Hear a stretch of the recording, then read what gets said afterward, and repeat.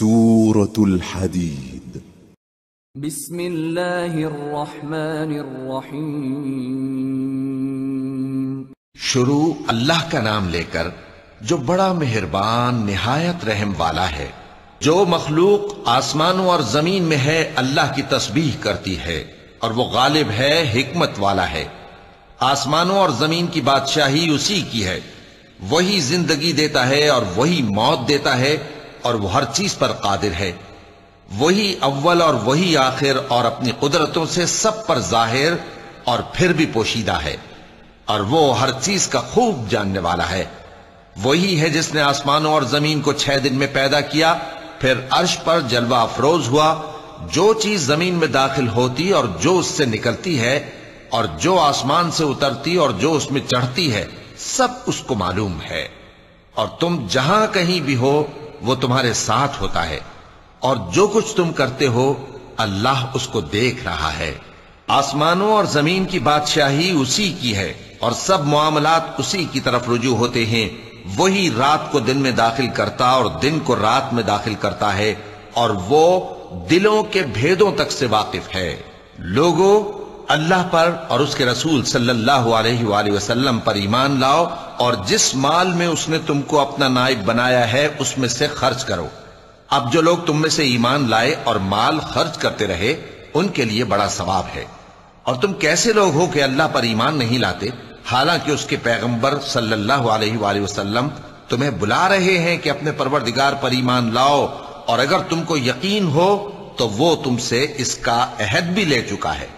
وہی تو ہے جو اپنے بندے پر واضح آیتیں نازل فرماتا ہے تاکہ تم کو اندھیروں سے نکال کر روشنی میں لائے۔ بے شک اللہ تم پر نہایت شفقت کرنے والا ہے، مہربان ہے۔ اور تم کو کیا ہوا ہے کہ اللہ کے رستے میں خرچ نہیں کرتے، حالانکہ آسمانوں اور زمین کی وراثت اللہ ہی کی ہے۔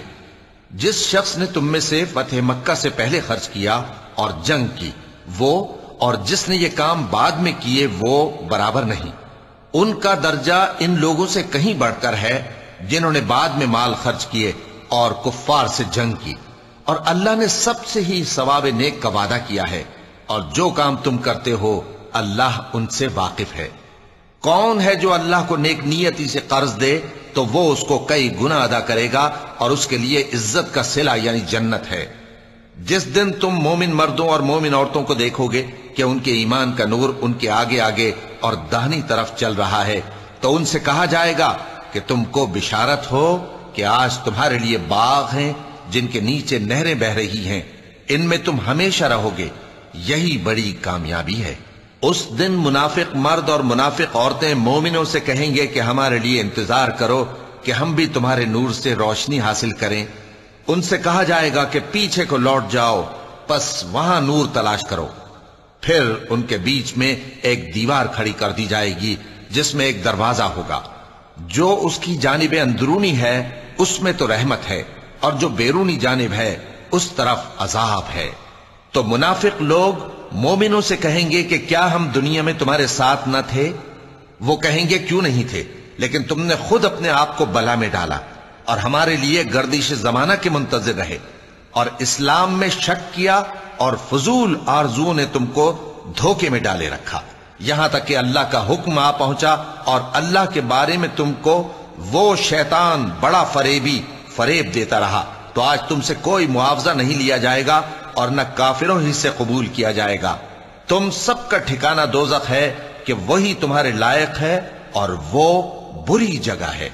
کیا ابھی تک مومنوں کے لیے اس کا وقت نہیں آیا کہ اللہ کی یاد کرنے کے وقت اور قرآن جو حق کی طرف سے نازل ہوا ہے اس کے سننے کے وقت ان کے دل نرم ہو جائیں، اور وہ ان لوگوں کی طرح نہ ہو جائیں جن کو ان سے پہلے کتابیں دی گئی تھیں، پھر ان پر طویل عرصہ گزر گیا تو ان کے دل سخت ہو گئے، اور ان میں سے اکثر نافرمان ہیں۔ جان رکھو کہ اللہ ہی زمین کو اس کے مرنے کے بعد زندہ کرتا ہے۔ ہم نے اپنی نشانیاں تم سے کھول کھول کر بیان کر دی ہیں تاکہ تم سمجھو۔ جو لوگ خیرات کرنے والے ہیں، مرد بھی اور عورتیں بھی، اور اللہ کو نیک نیتی سے قرض دیتے ہیں، ان کو کئی گنا ادا کیا جائے گا اور ان کے لیے عزت کا صلہ ہے۔ اور جو لوگ اللہ اور اس کے پیغمبروں پر ایمان لائے، یہی اپنے پروردگار کے نزدیک صدیق اور شہید ہیں۔ ان کے لیے ان کے اعمال کا صلہ ہوگا اور ان کے ایمان کی روشنی بھی ہوگی۔ جن لوگوں نے کفر کیا اور ہماری آیتوں کو جھٹلایا وہی اہل دوزخ ہیں۔ جان رکھو کہ دنیا کی زندگی محض کھیل اور تماشا اور زینت و آرائش اور تمہارے آپس میں فخر و ستائش اور مال و اولاد کی ایک دوسرے سے زیادہ طلب و خواہش ہے۔ اس کی مثال ایسی ہے جیسے بارش کہ اس سے اگنے والی کھیتی کسانوں کو بھری لگتی ہے، پھر وہ کھیتی خوب زور پر آتی ہے، پھر اے دیکھنے والے تو اس کو دیکھتا ہے کہ پک کر زرد پڑ جاتی ہے، پھر چورا چورا ہو جاتی ہے۔ اور آخرت میں کافروں کے لیے عذاب شدید اور مومنوں کے لیے اللہ کی طرف سے بخشش اور خوشنودی ہے۔ اور دنیا کی زندگی تو دھوکے کا سامان ہے۔ بندو اپنے پروردگار کی بخشش کی طرف اور جنت کی طرف لپکو جس کا عرض آسمان اور زمین کے عرض کا سا ہے، اور وہ ان لوگوں کے لیے تیار کی گئی ہے جو اللہ پر اور اس کے پیغمبروں پر ایمان لائے ہیں۔ یہ اللہ کا فضل ہے، جسے چاہے عطا فرمائے، اور اللہ بڑے فضل کا مالک ہے۔ کوئی مصیبت زمین میں اور خود تم پر نہیں پڑتی مگر پیشتر اس کے کہ ہم اس کو پیدا کریں ایک کتاب میں لکھی ہوئی ہوتی ہے، اور یہ کام اللہ کو آسان ہے، تاکہ جو فائدہ تمہیں حاصل نہ ہو سکا اس کا غم نہ کھایا کرو، اور جو تم کو اس نے دیا ہو اس پر اترایا نہ کرو۔ اور اللہ کسی اترانے اور شیخی بگارنے والے کو دوست نہیں رکھتا، جو خود بھی بخل کریں اور لوگوں کو بھی بخل سکھائیں۔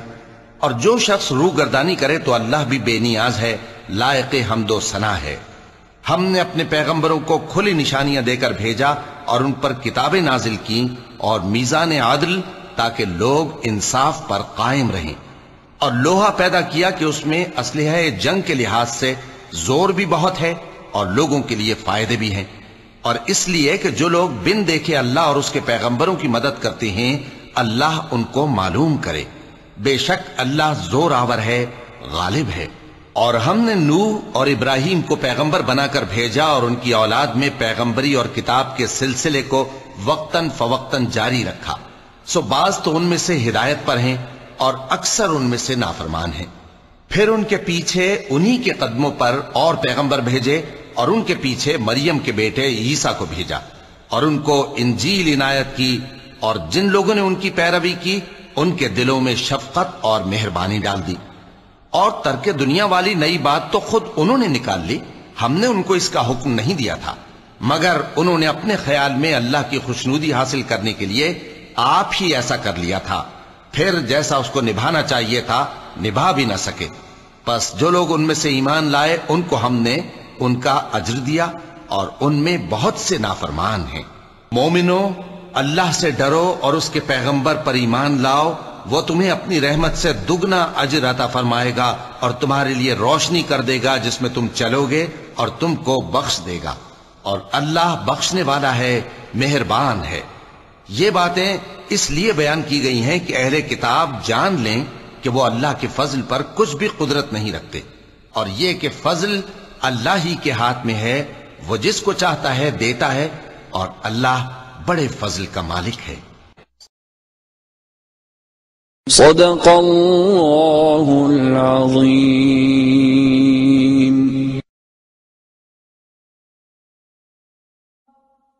حی علی الفلاح،